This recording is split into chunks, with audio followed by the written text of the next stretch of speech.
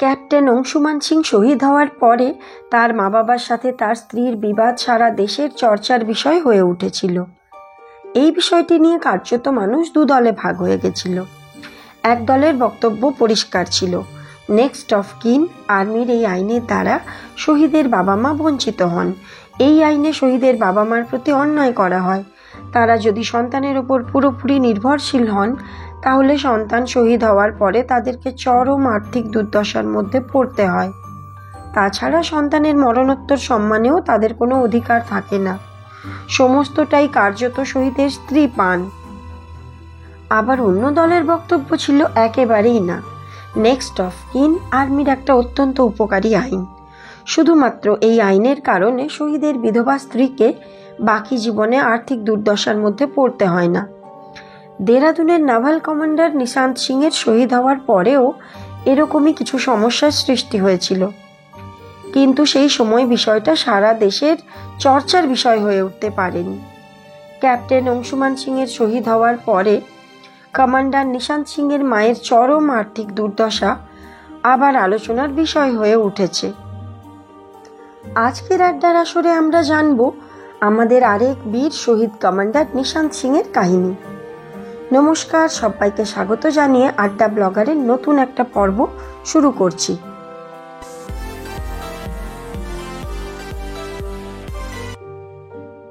শহীদ commander Nishant Singh 1986 সালের 18 জানুয়ারি বিশাখাপত্তনমের নেভাল হাসপাতালে INHS কল্যাণীতে জন্মগ্রহণ করেন। একজন নৌ অফিসার কমান্ডার জসবীর সিং এবং শ্রীমতী প্রমীলা সিংয়ের পুত্র। ছোটবেলা থেকে ভারতীয় নৌবাহিনীর সংস্কৃতি এবং নীতিকে দেখতে দেখতে বিভিন্ন নৌঘাঁটিতে বড় হয়েছেন। তিনি গোয়া এবং বিশাখাপত্তনমের নেভি চিলড্রেন স্কুল থেকে স্কুলিং শেষ করেছিলেন। ম্যান্ডোভিড নেভাল একাডেমির প্রাক্তন ছাত্র তিনি। 1 জুলাই 2008 প্রথমে ভারতীয় নৌবাহিনীতে এবং পরে নেভাল অ্যাভিয়েশন যোগদান করেন। তিনি একজন যোগ্য ফাইটার পাইলট ছিলেন এবং ডিসেম্বর 2011 সালে মার্কিন নৌবাহিনীর সাথে অগ্রিম স্ট্রাইক প্রশিক্ষণের পরে উইংস অফ গোল্ড খেতাবটি অর্জন করেছিলেন। কমান্ডার নিশান্ত সিং ভারতীয় নৌসেনার MiG-29 ফাইটার জেটের পাইলট ছিলেন। 1500 ঘন্টার বিমান ওড়ানোর অভিজ্ঞতা তার ছিল। তিনি ভারতীয় নৌসেনায় ট্রেনি পাইলটদের ট্রেনিংও দিতেন। উনি ওনার সহযোগী ট্রেনি কো পাইলটের সাথে MiG-29 নিয়ে 26 নভেম্বর বিকেল 5টার সময় উড়ান শুরু করেছিলেন।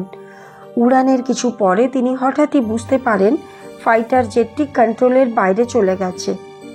কমান্ডার নিশান্ত সিংয়ের ট্রেনিং বিমানটি যখন আরব সাগরের ওপর দিয়ে উঠছিল, তখনই সেটা দুর্ঘটনার শিকার হয়। তখন তিনি তার কো পাইলটকে বিমান থেকে বেরিয়ে যাওয়ার আদেশ দেন। তারপরে তিনি নিজেও বেরোনোর চেষ্টা করেন, কিন্তু ততক্ষণে ফাইটার জেটটি ক্র্যাশ করে গেছিল। এই দুর্ঘটনায় কমান্ডার নিশান্ত সিং শহীদ হয়ে যান, কিন্তু তিনি প্রাণপণ চেষ্টা করে নিজে শহীদ হয়ে তার কো পাইলটের প্রাণ বাঁচিয়েছিলেন। ভারতীয় নৌসেনার দুর্ঘটনাগ্রস্ত MiG-29 ফাইটার জেটের পাইলটের পার্থিব শরীর দুর্ঘটনার 11 দিন পরে আরব সাগরে খুঁজে পাওয়া যায়। 2020 সালের 26 নভেম্বরে ফাইটার জেটটি দুর্ঘটনার শিকার হয়েছিল। কমান্ডার নিশান্ত সিং US নেভির সাথে অ্যাডভান্স স্ট্রাইক ট্রেনিংও নিয়েছিলেন। তিনি একজন প্রশিক্ষণপ্রাপ্ত পর্বতারোহী এবং দক্ষ নাবিকও ছিলেন। ওনার শহীদ হওয়াতে ভারতীয় নৌসেনার অপূরণীয় ক্ষতি হয়েছে। কমান্ডার নিশান্ত সিংকে তার অদম্য সাহস এবং কঠিন পরিস্থিতিতে নিঃস্বার্থ কর্মের জন্য মরণোত্তর নৌসেনা পদক প্রদান করা হয়। কমান্ডার নিশান্ত সিং শহীদ হওয়ার পরেই ভারতীয় সেনাবাহিনীর নেক্সট অফ কিন আইন অনুসারে তার মরণোত্তর সম্মান, প্রাপ্ত অর্থ এবং পেনশন সবকিছুই তার স্ত্রী নায়াব রন্ধাওয়ার কাছে যায়। এদিকে শহীদের মা শ্রীমতী প্রমীলা সিং সম্পূর্ণভাবে তার পুত্রের ওপর নির্ভরশীল ছিলেন। 2011 সালে শহীদের বাবা মায়ের মধ্যে বিবাহ বিচ্ছেদ ঘটে। শহীদের মায়ের কথায় বিবাহ বিচ্ছেদের সময় তার পুত্র তাকে তার স্বামীর থেকে কিছুই নিতে দেননি। তিনি মনে করতেন তার মায়ের দায়িত্ব একমাত্র তারই এবং তিনি সেটা খুব ভালোভাবে পালন করতে চান। 2020 সালের নভেম্বর মাসে কমান্ডার নিশান্ত সিং শহীদ হন। তার মায়ের কথায় তার 5 মাস আগে শহীদের নামমাত্র বিয়ে হয়েছিল, কারণ সেই সময় কোভিডের কারণে লকডাউন চলাকালীন শহীদের স্ত্রী হঠাৎই অবিবাহিত অবস্থায় শহীদের কাছে গিয়ে থাকতে শুরু করেন। অবিবাহিত অবস্থায় শহীদের সেই সময় তার স্ত্রীর সাথে থাকতে আপত্তি ছিল, তাই তিনি তার ঊর্ধ্বতন অফিসারদের ডেকে নিজের বাড়ির ঠাকুরের সামনে একটা প্রদীপ জ্বালিয়ে নায়েব রন্ধাওয়াকে স্ত্রী হিসেবে গ্রহণ করেছিলেন। কিন্তু তাদের মধ্যে কোনো সামাজিক বিয়ে বা আইনি বিয়ে হয়নি। নভেম্বর মাসে শহীদ কমান্ডার নিশান্ত সিংয়ের সামাজিক এবং আইনি বিবাহ করার পরিকল্পনা ছিল। তার মায়ের কথায় মাত্র এই 5 মাসের বিয়েতে তার স্ত্রীর বিবাহ বহির্ভূত সম্পর্কের ব্যাপারে শহীদ নিশান্ত সিং জানতে পারেন। সেই কারণে শহীদের সাথে তার স্ত্রীর অশান্তির সৃষ্টি হয়, আর সেই অশান্তির কারণে শহীদ কমান্ডার নিশান্ত সিং নভেম্বর মাসে কোনো বিয়ের আয়োজন করেননি। অথচ তিনি শহীদ হওয়ার পরে মরণোত্তর সম্মান, প্রাপ্ত অর্থ এবং পেনশনের জন্য প্রতি মাসে 1,10,000 টাকা সমস্তটাই তার সেই স্ত্রী পাচ্ছেন। রাজ্য সরকারের নিয়ম অনুসারে তার মা কিছু অর্থ পেয়েছেন, কিন্তু সেটা দিয়ে তার পক্ষে দিনপাত করাটা খুবই অসুবিধের হচ্ছে। তাছাড়া বয়সজনিত কারণে তার মধ্যে বিভিন্ন প্রকার অসুস্থতাও দেখা দিয়েছে। সে কারণে চিকিৎসার জন্য ব্যয় দিনের পর দিন বেড়েই চলেছে। এই মুহূর্তে তিনি তার ভাই এবং ভাইয়ের স্ত্রীর সাহায্যে কোনো রকম দিনপাত করছেন। তার বক্তব্য এইভাবে তো চলতে পারে না। তার পুত্র শহীদ হওয়ার পরে তিনি যাতে পেনশনের কিছুটা অর্থ এবং বিনা খরচে চিকিৎসার সুবিধে পেতে পারেন, সে কারণে মোদী সরকারকে চিঠিও লেখেন, কিন্তু তাতে কোনো উত্তর না পেয়ে তিনি রাজনাথ সিংয়ের সাথে দেখাও করেন। রাজনাথ সিং সাহায্য করার আশ্বাস দিলেও ভারত সরকারের ভারতীয় সেনাবাহিনীর জন্য যে আইন, তার সামনে তিনি কিছুই করতে পারেননি। তারপরে তিনি দেরাদুনে রাজ্য সরকারের এক প্রতিনিধির সাথে যোগাযোগ করে সাহায্যের জন্য আবেদন জানান, কিন্তু সেখান থেকেও কোনো রকম সাহায্য তিনি পাননি। এই মুহূর্তে তার বৌমার সাথে কোনো রকম যোগাযোগ নেই, এমনকি সঠিক কোনো খবরও জানেন না, অথচ যার কাছে কিনা তার ছেলের মরণোত্তর সম্মান রয়েছে।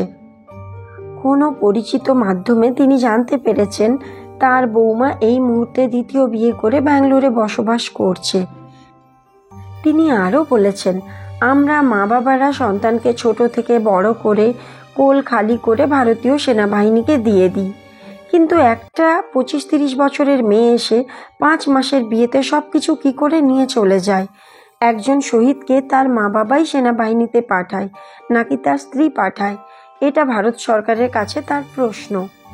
একজন 25-30 বছরের শহীদের বিধবা আবার দ্বিতীয়বার বিয়ে করে নিজের জীবন শুরু করতে পারে, কিন্তু মা বাবার কাছে তো সন্তান দ্বিতীয়বার ফিরে আসে না। সারা জীবন কোল খালি করে শূন্য বুকে মা বাবাকে বেঁচে থাকতে হয়, অথচ ভারতীয় সেনাবাহিনীর আইন হিসেবে সেই মা বাবাই এত বঞ্চিত, অবহেলিত।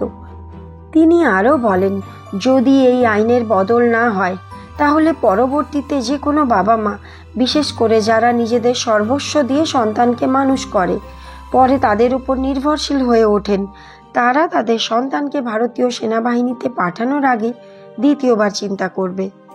তার মতে শহীদের পরিবারের আর্থিক অবস্থা দেখে এই বিষয়ে সিদ্ধান্ত নেওয়া উচিত, আর্থিক সুবিধে কে কতটা পাবে। তাছাড়া সন্তানের মরণোত্তর সম্মানে বাবা মায়েরও অধিকার থাকা উচিত। এই বিষয়ে তিনি ক্যাপ্টেন অংশুমান সিংয়ের বাবা মায়ের সাথেও কথা বলেছেন। ক্যাপ্টেন অংশুমান সিংয়ের বাবা নেক্সট অফ কিন আইনের বিরুদ্ধে যে মুভমেন্ট শুরু করেছেন, তাতে তার পূর্ণ সমর্থন রয়েছে। আমরা জানি 19শে জুলাই 2023-এ সিয়াচেন হিমবাহে ক্যাপ্টেন অংশুমান সিং শহীদ হয়েছিলেন। ইন্ডিয়ান আর্মির একটা ক্যাম্পে শর্ট সার্কিট হয়ে আগুন লেগে গেছিল। ক্যাপ্টেন অংশুমান সিং ওই আগুনের কবল থেকে 5 জন সহকর্মীকে উদ্ধার করেন, কিন্তু কিছু জীবনদায়ী ওষুধ অন্য একটা ক্যাম্প থেকে উদ্ধার করতে গিয়ে তিনি নিজে শহীদ হয়ে যান। ওনার এই নিঃস্বার্থ বলিদানের জন্য ভারত সরকারের তরফ থেকে ওনাকে মরণোত্তর কীর্তিচক্র সম্মানে ভূষিত করা হয়। 2024 সালের 5ই জুলাই রাষ্ট্রপতি ভবনে ওনার মা এবং স্ত্রী এই সম্মান গ্রহণ করেন। তার ঠিক 2 দিন পরে ক্যাপ্টেন অংশুমান সিংয়ের বাবা মা তার স্ত্রীর বিরুদ্ধে কিছু গুরুতর অভিযোগ করেন। অনেক অভিযোগের মধ্যে অন্যতম হলো তাদের বৌমা তাদের সাথে বিনা কারণে সমস্ত সম্পর্ক ছিন্ন করে তার পুত্রের মরণোত্তর কীর্তিচক্র সম্মান নিয়ে অস্ট্রেলিয়া চলে গেছে এবং সেই মরণোত্তর কীর্তিচক্র সম্মান তাদের চোখে দেখারও সৌভাগ্য হয়নি। সে কারণে ক্যাপ্টেন অংশুমান সিংয়ের বাবা নেক্সট অফ কিন আইন বদল করার জন্য একটি মুভমেন্ট শুরু করেছেন। সেই বিষয়ে বিস্তারিত আলোচনা করে আমি 3টি ভিডিও অলরেডি পোস্ট করেছি। যারা দেখোনি তাদের জন্য ডেসক্রিপশন বক্সে আমি লিঙ্কগুলো দিয়ে দেব। সেই ভিডিওগুলো দেখে নিলে এই ভিডিওটা ভালোভাবে বোঝা সম্ভব হবে। এখানে অল্প কথায় এই নেক্সট অফ কিন আইনটার বিষয়ে আমি বোঝানোর চেষ্টা করছি। সহজ কথায় বলতে গেলে নেক্সট অফ কিন হলো একরকম নমিনি, যে নিয়মটা ভারতীয় সেনাবাহিনীর ক্ষেত্রে প্রযোজ্য হয়। ভারত সরকারের এই নিয়মে যদি কোনো সেনা শহীদ হয়, সে বিবাহিত হলে তার যা কিছু প্রাপ্য, সেটা মরণোত্তর সম্মান হোক বা সেখান থেকে প্রাপ্ত অর্থ হোক অথবা পেনশন, সব কিছুই মোটামুটি তার স্ত্রীই পাবে। যদিও অবিবাহিত অবস্থায় আর্মি জয়েন করার সময় মা বাবা নেক্সট অফ কিন হিসেবে থাকেন, কিন্তু যেই মুহূর্তে ওই ব্যক্তির বিয়ে হয়ে যায় তখন অটোমেটিক নেক্সট অফ কিন হিসেবে তার স্ত্রীর নাম চলে আসে। শুধুমাত্র যদি কোনো সেনা অবিবাহিত অবস্থায় শহীদ হন, সেক্ষেত্রে বাবা মা সব কিছুর অধিকারী হন। এছাড়া আর্মিতে 3 ধরনের পেনশনের নিয়ম আছে। সে বিষয়ে সবিস্তারে না গিয়ে সহজভাবে বলা যায়, পেনশনের অধিকারী শুধুমাত্র শহীদের স্ত্রী। এই পেনশন অত্যন্ত মোটা অঙ্কের হয়।